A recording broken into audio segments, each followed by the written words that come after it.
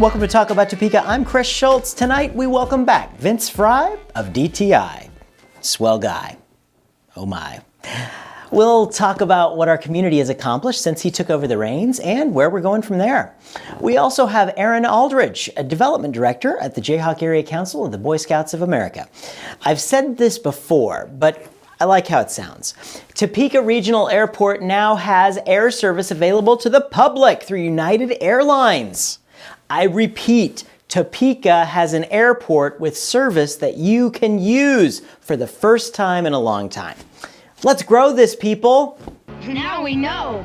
And knowing is half the battle. And to force it into your minds even further, Topeka Regional Airport. But the more you know.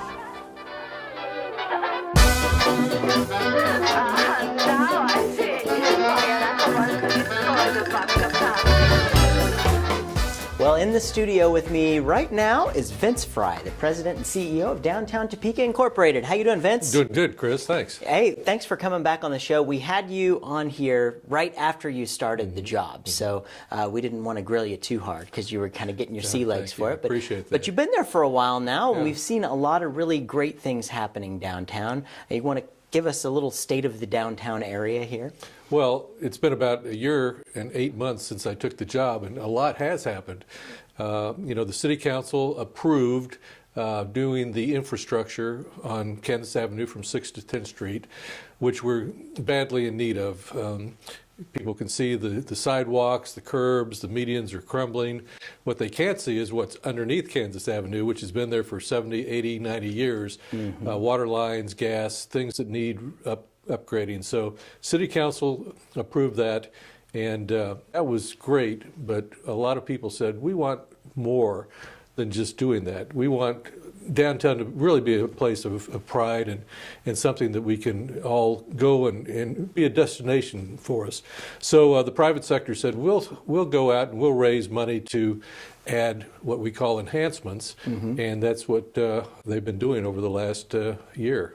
Well, and this is nothing brand new to Topeka. A lot of communities all across the country are going back to their core, they're going back to their downtown areas, and a lot of them across the country have let them fall apart, and now they're putting them back together. So we're doing that, and what I think is really cool is that you've kind of come up with some creative ways to make that happen through the discussion in the community, and it's taken a pretty long path there, but kind of explain that path. How did we get to this? Well, it's kind of been a long journey. In 2008, the visioning process took place. Thousands of people came and voiced their opinion as to what they want to see in this community in the future. The number one priority was a revitalized downtown. That was 2008. So a lot of things happened between then and now, but a group got together and they named themselves the Capital District Project. They brought in some well-known urban designers and speakers and hosted several charrettes on downtown, and people again came out and said, this is what we want to see in our downtown. So a lot of good ideas were shared. Many of those are now in the plan that is going forward. And of course, the city, this is a city project. It's a public and private project, but it starts in March. And with the digging up on the east side of Kansas Avenue, and all the utilities will be put in on the east side, and then 2015 they will finish on the west side. But a lot of unique design and additions, which I said are enhancements to Kansas Avenue from this. So it's important to note that during the construction, it's a 2-year project, that there will be traffic going in both ways the whole time. So two lanes going at all times. We're not going to be chopping it down and stopping. Correct. So. Every business will be able to have customers come to their front door. There will be no interruption. There will be obviously construction going on, but we'll be doing a lot of promotion and getting the word out that we're open and people can come down here. And we want people to realize that when they see this construction, it means progress. Something positive is happening. And so I think people will be excited to see what happens. So, and Kansas Avenue is currently in a 5-lane configuration. They're talking about going down to a 3-lane, so there'd be 1 lane in each direction and then a center lane for emergencies. And explain the rationale behind that. Well, a lot of cities are doing this. Lawrence is one where they've only got the 3 lanes. Want to make it more pedestrian friendly, slow down traffic. So we're widening the sidewalks. There will be opportunities for outdoor dining, kind of a commerce zone out in front of each business of about 11 feet. But yeah, narrowing the street from 5 to 3 lanes and widening the sidewalks. So it will be more of a pedestrian area. Exactly. Yeah. And so, how's the business change down here? From the fact that, this is now happening, are we seeing more businesses, more interest in this area? Yeah, there's a lot of interest. Actually, on Kansas Avenue alone, there have been 9 buildings that have been purchased in 2013. Wow. People that realize that there's going to be a lot of energy and enthusiasm, and they're wanting to be a part of it. Some of them want to live downtown, and so they bought buildings to create lofts to live in. Some of them obviously are wanting to put in the types of businesses that we know people want to come downtown for at night and on weekends.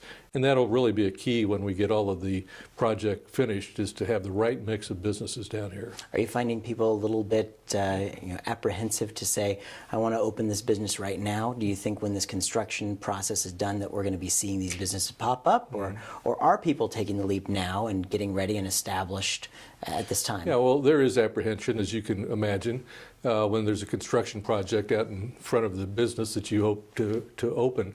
But there is a lot of interest. We're seeing it from outside the community as well as businesses that are currently Topeka-based.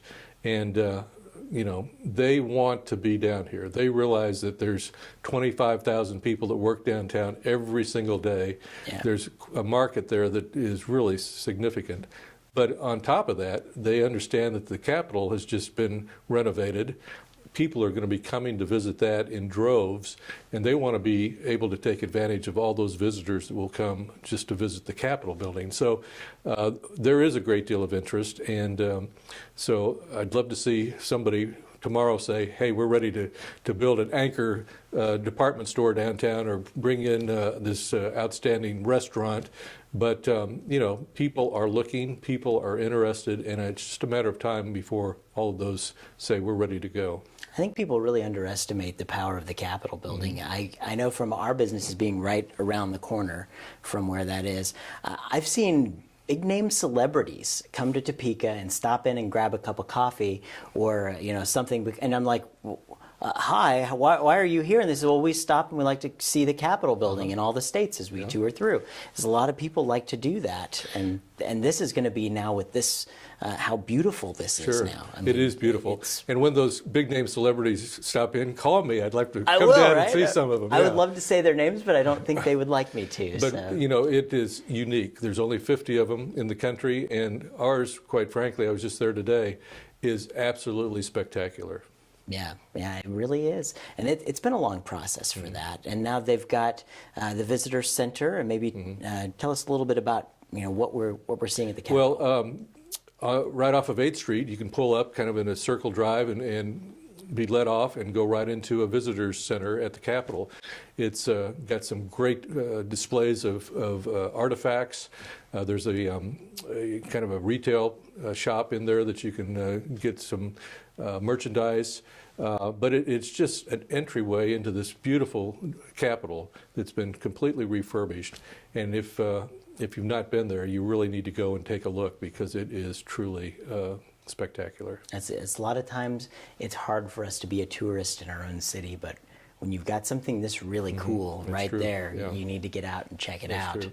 So, with the redevelopment project and all that's going to happen, we'll have these pocket parks, mid-block crossings, pavilions, and we'll tell the history of who we are as a community through these pocket parks. So when people come from out of town and they stroll through downtown Topeka, they'll be able to get a good idea of how we came about and who some of our famous citizens have been, and it'll tell a story that people can go away saying, this community is really cool. And really the business part of this, that the businesses are sponsoring these parks as well. Is there some kind of a tie-in for which business sponsors which park of maybe what is being done as well? Sure. We've raised $2.1 million from the private sector for these enhancements. We have various opportunities for people to donate, and at the level that they donate, they can get things like a pocket park. So Capital Federal, West Star, Hills, Security Benefit, Bartlett and West, and Mars at this point have all stepped up, and they will have pocket parks. And there'll be certainly information in those pocket parks that tell the story about those companies too. Sure. But everything there will be a continuity throughout all of downtown, and it'll really be places that you can sit, relax, learn, probably have music being played, entertainment, art, and just a unique setting up and down Kansas Avenue. 2 pocket parks for each block. And when are the plans going to be available for John Q. Public to take a look at it and see that? There should be an open house for the public in late January, and the city is coordinating that, and so it should be coming up real soon. Excellent. Well, you're doing some wonderful work. Thank you for coming to DTI, because I know a lot of us as the merchants and the vendors that are down here and the property owners, we really appreciate having a good, strong leader down here, and you're constantly pounding the pavement for us, and we appreciate it. It's been a lot of fun. Absolutely. Well, thank you so much, Vince, for coming bet. on the show, and keep us updated. We want to have you back so we can keep everybody updated on the progress with downtown. I'd love to do it. All right. Thanks a lot, Vince. Thanks, Chris.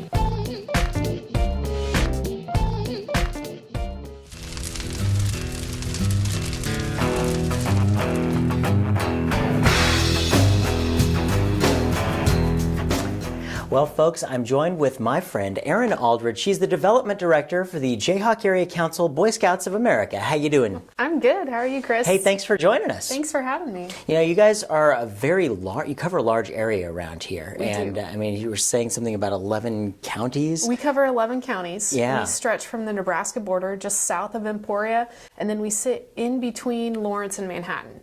So pretty much anything in there are going to be scouts that are involved with the Jayhawk Area Council. And it's a pretty big thing around here. Kids get into this and they follow it through their whole life. How does that happen? They get recruited to the program, or how does that? They do, and kids can join at any age. In the Boy Scout and Cub Scout programs, they are boy specific. But when we get into venturing crews and explorer posts, those are actually co-ed. So the traditional way would be that somebody got involved when they were a Cub Scout. They got recruited just as they went from kindergarten into first grade, hopefully, and became a Tiger Cub, and the awe on their faces when they start going to things and seeing that there are other kids like them and being able to shoot a bow and arrow or tie a knot that they never would have known about tying before. Those are the cool things that they start with. Is there a specific way, do you guys go, do you have recruiters that, the military calls at 18, you should join, We don't call households specifically. Yeah, how's that work? So we have different packs. In the Cub Scout version, they're called packs. With Boy Scouts, they're called troops. And so the packs have their own recruitment days and recruitment fairs, and we work through the schools, and all of our district executives, which are the guys, the feet on the ground, that are paid employees that go out and they talk to kids about scouting, they make sure the volunteers are trained and authorized to be there, those sorts of things. Those district executives, and we have 2 here in Shawnee County, and then 1 up north and 1 down south. They go out and they talk specifically to those classrooms, and they say, this is why scouting is cool. You get to build things, you get to spend time with your dad, you get to go out camping, we'll teach you how to build a fire. All safe. We've got Guide to Safe Scouting, so it is all safe. It does sound kind of scary, but... Well, I almost would rather have somebody taught how to make a fire than just trying to learn from themselves. I mean, it's not something you want to reinvent the wheel. Right, and that's... a lot of what we do in scouting is we teach the safe way to do things. So we have qualified instructors. So we don't just send the kids out with BB guns and tell them to go shoot at a target. They have to go through, even on our Cub Adventure Day, which is like the first real thing that Cub Scouts get to do when they join the program. It's huge. We take them out to our camping facility north of Lake Perry, and we teach them how to handle a gun properly. Even BB guns, that's what we start with.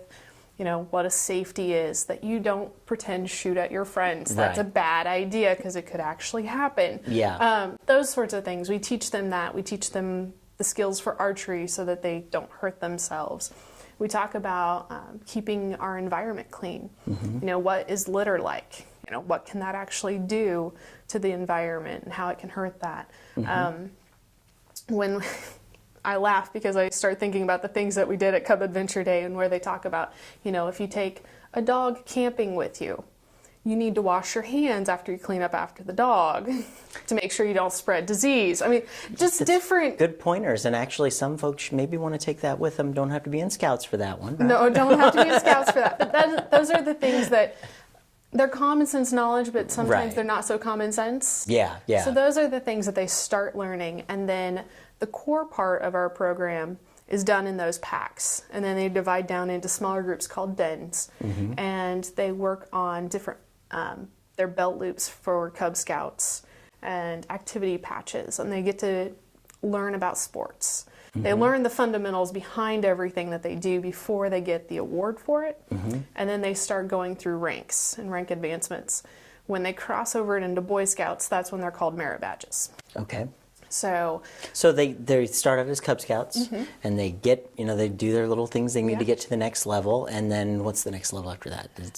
Cub Scouts, and then the older Cub Scouts, when they're getting ready to be a Boy Scout, that's called a Webelow.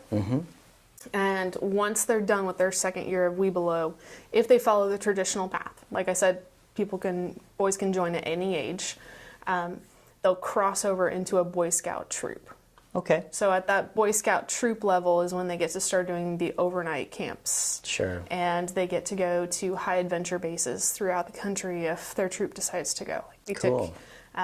We've got people that go up to Boundary Waters in Minnesota. Oh. We have people that go out to the Bechtel Summit Reserve, which is in West Virginia. It's brand new. It's a high adventure, like BMX. Would you have thought BMX is in Boy Scouts? Never would have thought So that. Yeah. rock climbing, they do a lot of fun, hands-on, in-depth things. They go hiking in the Nevadas and things Very like that. cool. So, Well, I'm getting them really involved. yeah, they get involved, and along the way, they get to do all those fun things, but they also learn about leadership because the troops, they have patrols, and there's somebody that's in charge of making sure that everybody has their assignments. And that's all on the boy level. I mean, there's adults there to oversee it, but it's on the boy level. They have to make those decisions as to where they want to go, how they're going to raise money, that sort of stuff. Yeah. Yeah. So we got the idea of how you start out and get all through there. And, you know, in this area, we are such a big area. What does the Jayhawk area have that, say, other areas don't? Like, what do we do here? Here we do a lot of special events, and our signature special event that reaches out to the community and really pulls in people that normally wouldn't be in scouting is 20 under 40, which you're an honoree of. Woo! Now, Yeah. were you the inaugural class? Or No, the I was second the second You were year. The second year, okay. yeah. The best So- year, of course. So Every year is the best year, right? So 20 under 40 is an amazing opportunity for the community to nominate people that have leadership and character development qualities that really stand out in our community. Chris, you're one of those. So you got Thank you. you got to be an honoree for that. So we have everything from CEOs to small business owners to nonprofit leaders and the whole gamut in between. But it's the community that brings those people to us and say, this person is phenomenal. You need to look at them. And then we have a group of community leaders that go through and look at their applications and make the very, very difficult decision of who those top 20 should be for that year. Yeah. This year we had 89 applications. Oh boy, that's We had a lot over of work. 135 nominated and 89 submitted applications. So, I mean, those Wow. 20 to 25 people have a huge task of that. But it's a Yeah. very cool event because it highlights people in our community that aren't normally involved in scouting and might not normally get that praise. And so now we've kind of become the leader in that, and we're being asked by other councils throughout the country, how do you do this event? Yeah. You know, what are the things I need to know if I want to go out and reach out to my community and really engage them? And these are people that are board members, potential board members. Sure. They're people that are really interested in helping their communities, and that's the other part of scouting is the community service aspect. Yeah. Yeah. We're taught to give back. Yeah. And to make sure that we're doing that over and over again. Well, and I think that's a really great, I mean, for me being involved with that process, it was really interesting because I know a lot of driven young professionals kind of get in their own thing and it's really easy to have tunnel vision. They Right. care about the community. They really care that, you know, that they're making it, but just see other people that are doing that same thing and see the encouragement around them and kind of coming together as a group. That was a really cool experience for me. And I know a lot of the other people that were in that with me in the previous before and after years, like they all felt that. And it was something that if you want to build this community, you do have to encourage people to, you know, Right. be their best. Be their best and keep at it. And that's a hard part of being a young professional and a young family member that, you know, you keep at it year after year and keep doing it because it's your passion. Yeah. And because you love doing it. And that's, I've only been on the job a year and 5 months at this point. So it was my first real 20 under 40 event this last year. And to see that group of 20 continue on throughout, after their awards and after the banquet, and not just drop each other because they got the award and they walked across stage and woohoo. That's not the way it is at all. No. And everybody's so encouraging of, you know, I think the people who are the past honorees and even folks who are nominated. I don't think it's one of those things where it's like there are no winners and losers in this, really, No. because it really is such a great honor for just to be nominated. I feel, you know, that would be it. Yeah, the real winner is the community. Right. I mean, because it's highlighting those that are really reaching out and doing things that wouldn't be highlighted otherwise. Yeah. So yeah, it's a phenomenal event, and I'm proud that we were able to put that on and share that with the community and highlight those folks that might not get highlighted otherwise. Absolutely. Well, you guys are doing some wonderful work over there. I really appreciate you coming on the show today. Thanks, Chris. And you know, anything that happens, you come back and let us know, and we'll be right there for you for the Boy Scouts. So, Thank you. Erin, thank you so much for joining us. Thanks, Appreciate Chris. you coming by. Well, folks, that's all for tonight. We'll be back next week with more music, mayhem, and laughter. Until then, maybe see what we have online, and of course, keep talking about Topeka.